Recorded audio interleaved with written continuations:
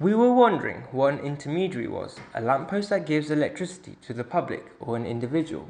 We were surprised at the complexity of this task, so we turned to historians for some help. Burbank and Cooper have argued that no imperial ruler can directly govern every district.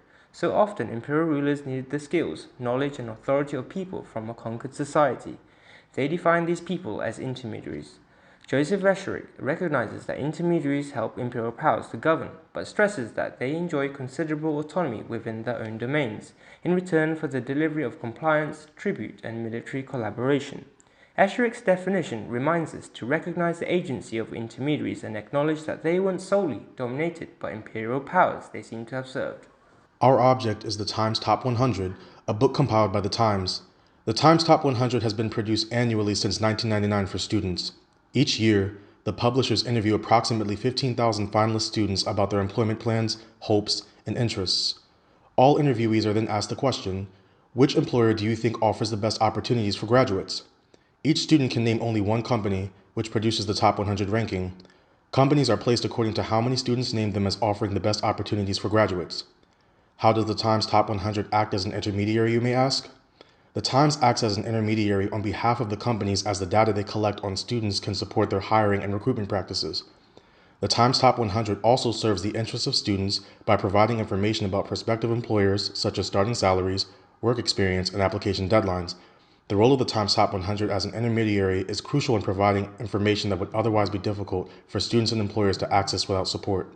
Our object, the Times Top 100, is not a student or an employer, but a third-party publication able to encourage relationships between both. Our object acts in a similar fashion to the Ottoman eunuch in terms of how eunuchs occupy a neutral space which allowed them to act as intermediaries. Eunuchs were enslaved castrated males who were used as guards and servants in harems. Eunuchs were neutral, non-threatening, gender-neutral in the Ottoman harem who served as emissaries and intermediaries.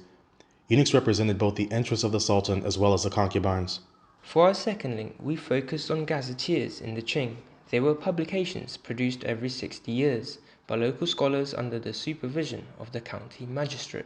In that sense, the gazetteers acted as intermediaries between the state authorities and local society. The Jinzhou gazetteers, for example, highlighted the best of local society by celebrating literary achievements of Neo-Confucian scholars. This is the case for our object too, as each company in the top 100 are given a double page which allows them to communicate their distinctive appeal and characteristics to student readers. This includes providing information about the vacancies, job locations, and starting salaries. Our object takes many opportunities to emphasize its own value as an intermediary. For example, in the foreword, the editor stresses the long history of the rankings publication, having been published every year since 1999. The foreword also writes that the Times Top 100 provides an unrivaled independent assessment of the country's most highly rated graduate employers. This is supposed to show that the Times Top 100 is the most qualified intermediary which students can use to navigate the graduate job market. This links to the tensions between different groups of intermediary health workers in interwar French Algeria.